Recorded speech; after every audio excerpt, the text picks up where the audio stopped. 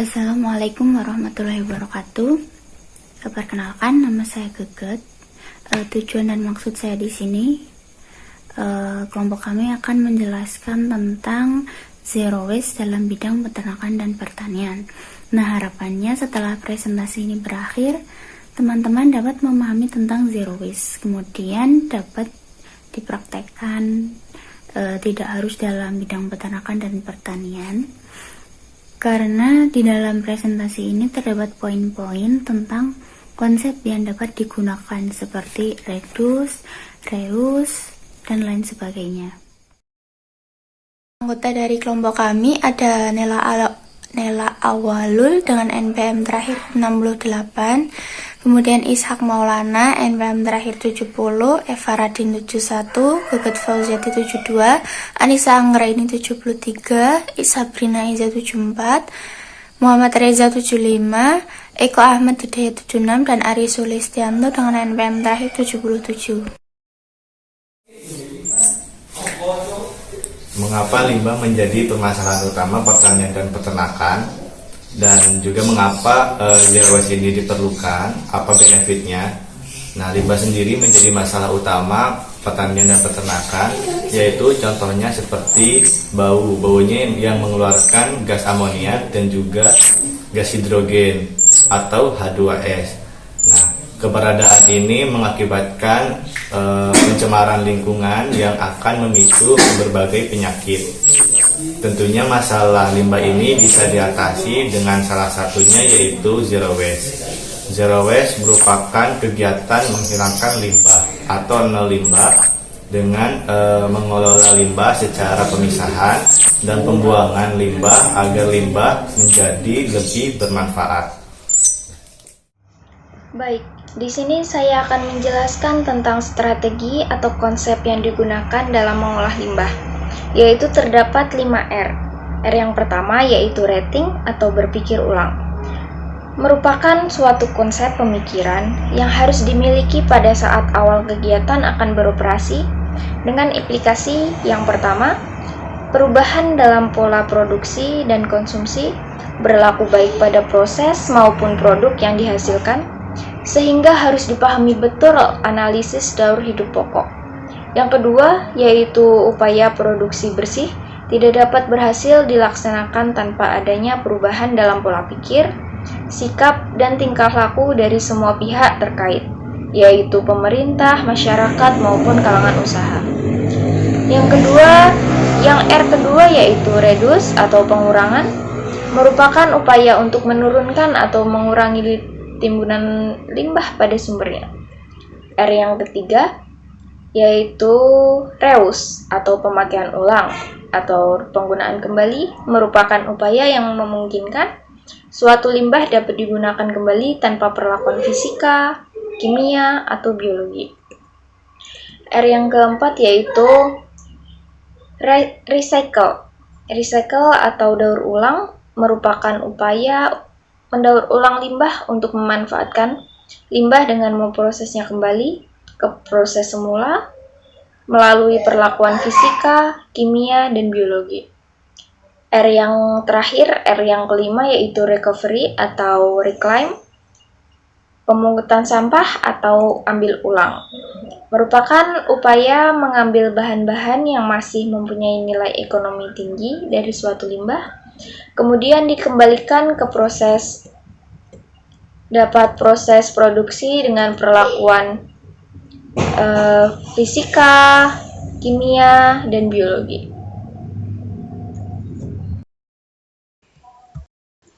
Selanjutnya, saya akan memaparkan tentang slide zero waste dalam integrasi pertanian peternakan. Zero waste sendiri didefinisikan sebagai kegiatan menghilangkan limbah dari proses produksi dengan mengelola limbah secara pemisahan dan pembuangan limbah agar menjadi barang baru yang lebih bermanfaat. Di bidang pertanian, zero waste adalah konsep pertanian yang dirancang bagi para petani untuk memanfaatkan lahan pertanian dan peternakan tanpa limbah.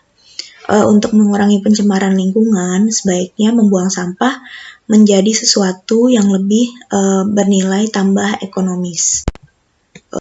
Selanjutnya, pengembangan usaha pertanian terintegrasi disebut dengan sistem tanaman ternak, yang merupakan intensifikasi sistem usaha tani sebagian wilayah serta negeri berorientasi pada konsep Zero Waste Production System, yang merupakan segala limbah dari ternak serta tumbuhan yang kemudian didaur ulang dan dimanfaatkan kembali.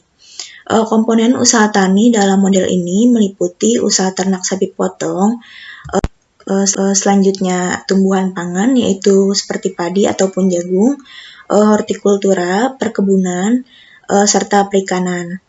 Limbah ternak seperti kotoran sapi diproses menjadi kompos, pupuk organik granuler, dan biogas. Limbah pertanian seperti jerami padi, batang dan ampas daun jagung, pucuk tebu, jerami kedelai, serta jerami kacang tanah diproses menjadi pakan.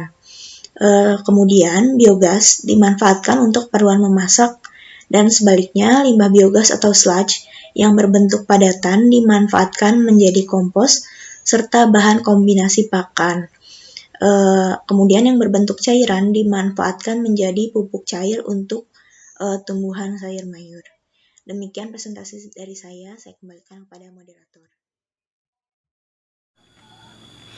Materi yang selanjutnya yaitu mengenai efisiensi biaya. Menurut Ramadhani et al. Tahun 2019, ia menyatakan bahwa penerapan zero waste ternyata dapat mengefisiensikan biaya daripada yang tidak menerapkan zero waste. Hal ini dapat dilihat dari beberapa aspek. Yang pertama yaitu dari pupuk limbah peternakan yang digunakan sebagai pupuk tanaman. Pupuk dari limbah peternakan berupa feses dan urin nantinya bisa diolah menjadi POP, pupuk organik padat, maupun POC, yaitu pupuk organik cair. Kemudian pupuk organik tersebut bisa digunakan sebagai pupuk tanaman. Menurut penelitian Mateus et al. Tahun 2019, ia menyatakan bahwa pemberian pupuk organik terhadap tanaman buncis itu bisa meningkatkan pertumbuhan tanaman, sehingga dari sini dengan memanfaatkan pupuk dari limbah peternakan bisa digunakan untuk menekan biaya pupuk tanaman. Kemudian yang kedua yaitu pakan ternak dari limbah pertanian. Contoh limbah pertanian yaitu jerami. Jerami bisa digunakan sebagai pakan ternak, akan tetapi perlu dilakukan proses terlebih dahulu agar kandungan yang ada di jerami itu bisa mudah dicerna oleh ternak. Karena di dalam jerami itu terdapat kandungan lignin sebesar 7% dan silikat sebesar 7%, sebesar 13%. Nah, dari sini dengan pengolahan jerami terlebih dahulu nantinya bisa memperkaya kandungan nutrisi dan juga memudahkan ternak dalam mencernanya. Kemudian dari situ biaya untuk pakan ternak itu bisa ditekan karena memanfaatkan limbah pertanian. Kemudian yang ketiga yaitu pemanfaatan biogas. Dari 3 sampai 5 ekor sapi itu nantinya akan menghasilkan setara dengan 3 kg gas LPG per minggu. Nah, dari situ bisa digunakan untuk bahan bakar dalam memasak dan juga untuk keperluan listrik dalam peternakan. Sehingga biaya untuk listrik dalam peternakan itu bisa ditekan. Adapun biogas sendiri itu dihasilkan dari feses, urin, dan juga sisa pakan. Mungkin itu saja, terima kasih. Selanjutnya saya akan memaparkan manfaat konsep zero waste. Manfaat konsep zero waste pada biogas tidak hanya meminimalisir gas emisi rumah kaca penyebab terjadinya pemanasan global.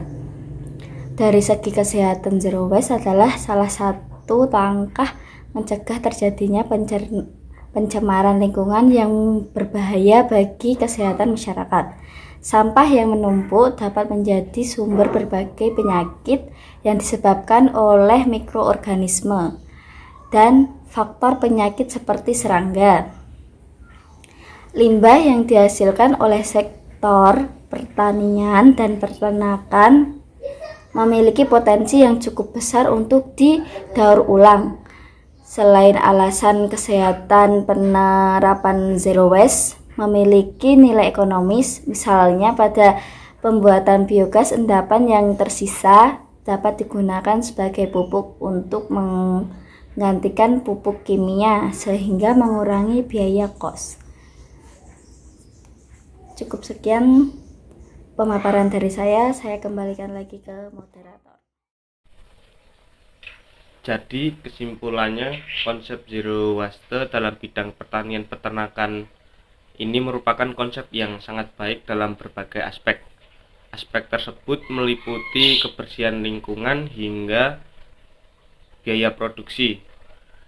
Limbah yang merupakan masalah tidak hanya dirasakan oleh satu orang saja, namun banyak orang yang bisa merasakan efeknya. Sehingga dengan diterapkannya konsep zero waste ini akan mengurangi atau bahkan meniadakan limbah yang diproduksi baik oleh peternakan maupun pertanian. Lalu untuk sampah-sampah lain seperti kotoran ternak hingga sisa-sisa tanaman dapat dimanfaatkan sehingga bisa mengurangi sampah sekaligus mengurangi biaya pakan dan pupuk. Baik, itu tadi presentasi dari kelompok kami. Semoga bermanfaat dan tentunya menambah ilmu untuk kita semua. Akhir kata, kami ucapkan terima kasih. Wassalamualaikum warahmatullahi wabarakatuh.